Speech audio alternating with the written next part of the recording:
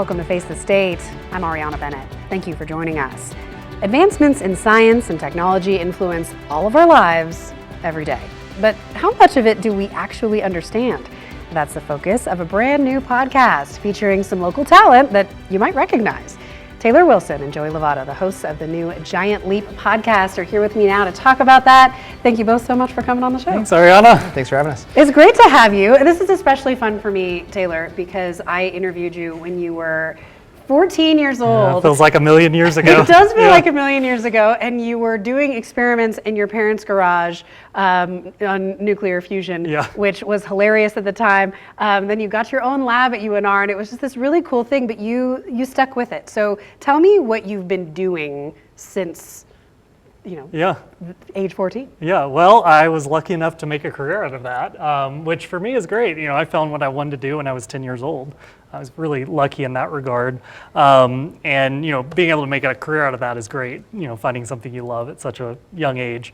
Today I kind of split my time between fundamental science and applied science. So, part of my time is spent kind of trying to solve those big mysteries of the universe in fields like, physics and chemistry and biology. Majority of my time, though, is spent on applied physics and trying to solve problems using that knowledge. So, a variety of technologies, primarily around energy and some medical and security applications of nuclear technology. But yeah, I'm really lucky that I've kind of been able to, figure a career out of all of this, and it's a lot of fun. Now, are you still in a lab up at the university, or do you have something different? Yeah, so I have a couple labs now. So I have a company that does, again, the applied stuff, and I also have a laboratory that does the more fundamental science. The company's good because, that's where I can take these ideas to the next level. I've just started a new company that's focused on material science. But, the fundamental science is still the most fun, so I still have a lab where I get to do that, and it's great. What's the number one question you're trying to answer or problem you're trying to solve right now? Well, it's a good question. I think in my applied work, it's really all around energy, right? Energy is the currency that drives our modern society. And the way we produce energy today and consume energy isn't perfect. And so we need kind of these new technologies, battery storage, transmission, generation technologies.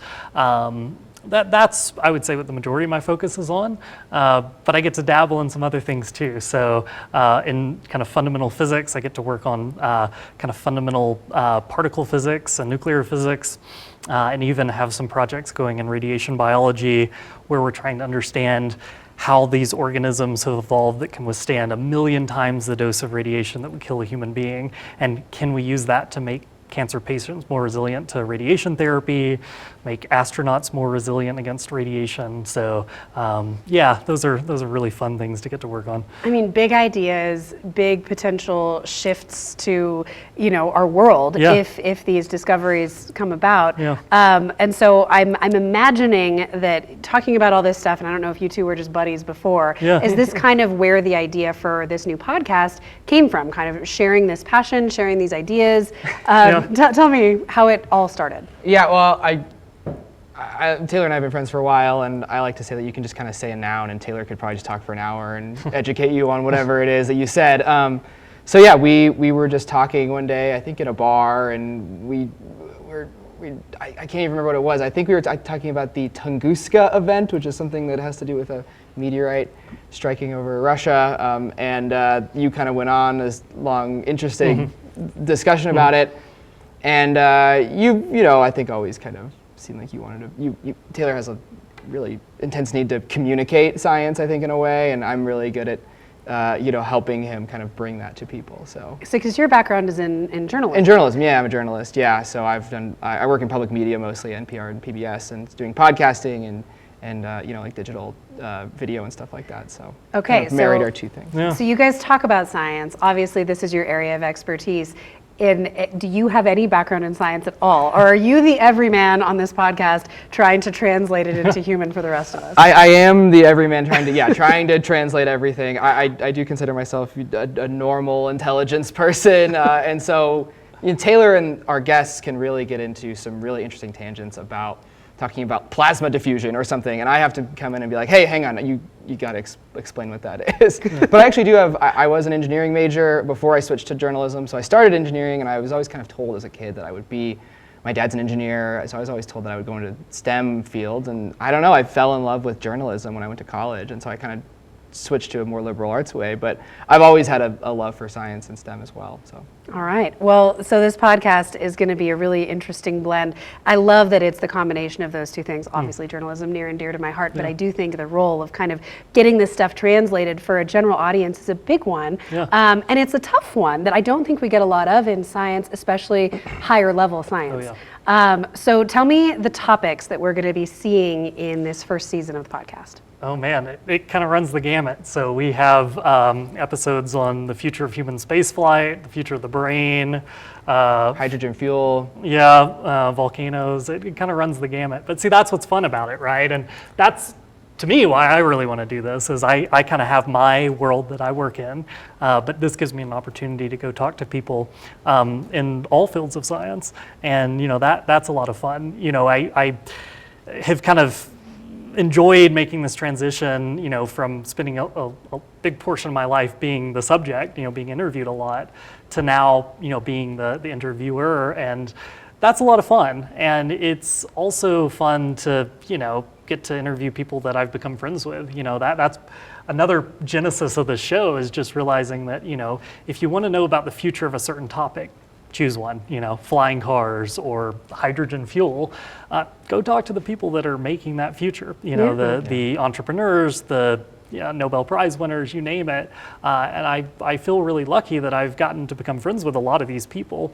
And so that's essentially what the show is just these kind of conversations that me and Joey or me and these friends of mine have, but in a way that hopefully helps educate, inform, and entertain, and break science down. I think for me it's a fun challenge because I get to try to hit this large range, and Joey certainly helps with this, but it's the range of, maybe a high schooler that's like, getting interested in science and thinking about science as a career, all the way up to someone who may have a PhD in this field. I want this show to bring something for everyone. So no matter what your, background is, area of expertise, level of knowledge, you have something to take away. And I think, so far, I think we've had some success in doing that. Yeah, I think so. It's been a lot of fun. Yeah, it sounds like fun. It sounds really interesting. So when it comes to picking your topics, for Face the State, I just generally am like, what am I curious about? Yeah. Like, what am I interested in this week? And it's this cool flexibility to be able to just, bring on people like you who I'm curious about talking to. Yeah.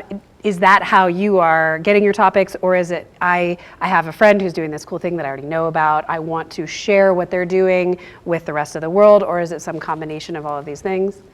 Yeah, I think for me, it's really, I think just like my career in science, curiosity driven. So, waking up in the morning with a question, and, like thinking about the other day, biodiversity loss, right? Like we hear a lot about biodiversity loss, and it's obviously a huge problem. We're entering this age of a great extinction that in large part is due to human activity.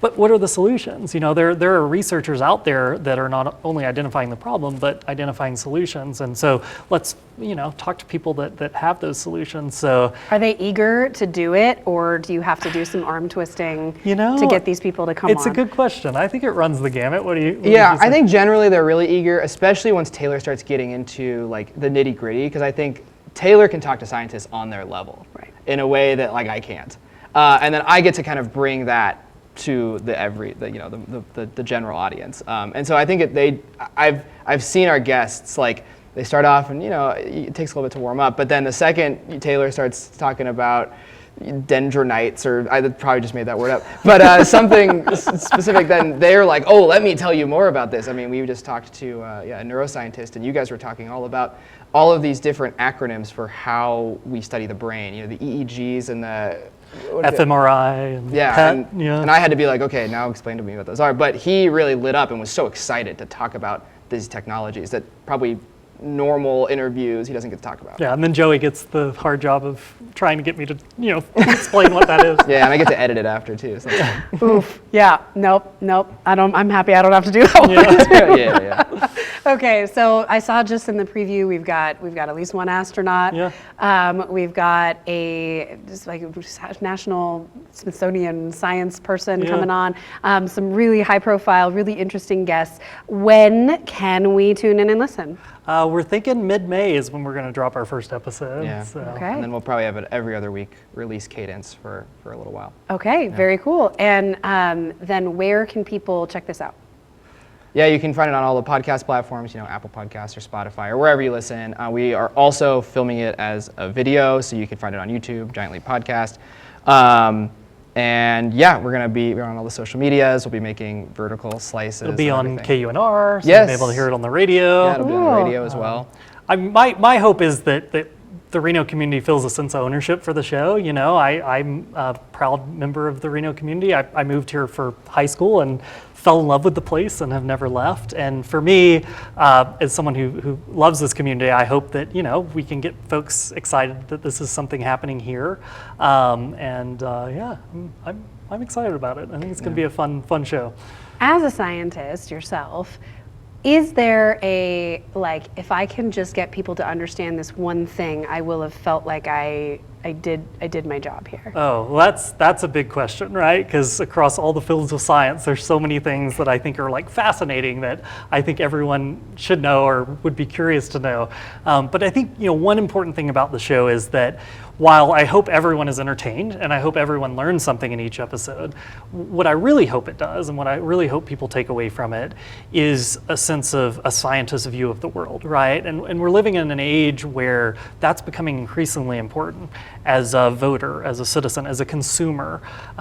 We really, I think, are better people in our everyday lives when we understand the world around us and also understand how science is done, whether it's issues around health or the environment, the scientific method, data, statistics, these things that people's eyes will glaze over. I hope that over the course of hopefully we can do it, hundreds of episodes, people will start to understand not only the way science is done and science is interpreted, but also have a better understanding for the world around us, the natural world, the technological world. I think it would be a really sad place if we ended up in a society where most people don't understand the society we're living in, the advanced technologies we have, the incredible things that we've discovered about our planet and nature. And so if this show can just capture a little bit of that in a way that's hopefully entertaining, I think we'll have done a pretty good job. Yeah. All right. Anything you would like to add to that? No. I think that's everything. I guess the one thing, Taylor, you've said, one thing you've always wanted to figure out is how did we go from before we had life to life? What's that one step? And that one's kind of stuck with me. And I don't know if that'll be a future episode probably. Yeah. This is where science and philosophy meet. Yeah, and we have realized that we do cross into the philosophical quite a bit, especially with that neuroscience episode. What does it mean to be conscious? There's some room for speculation on science. Yeah. And, I love it. We engage in a little bit of it. Great food for thought. Really interesting. I can't wait to listen. Okay, so people know where to go. They can go wherever they go to get podcasts called Giant Leap. Thank you two both so much for coming on the show. Thank you so much for having us. Thank you, Arianna. Well, coming up on Face the State, longtime Northern Nevada gardeners know getting stuff to grow here, no easy task. I'll sit down with an expert for tips on high desert gardening right after the break.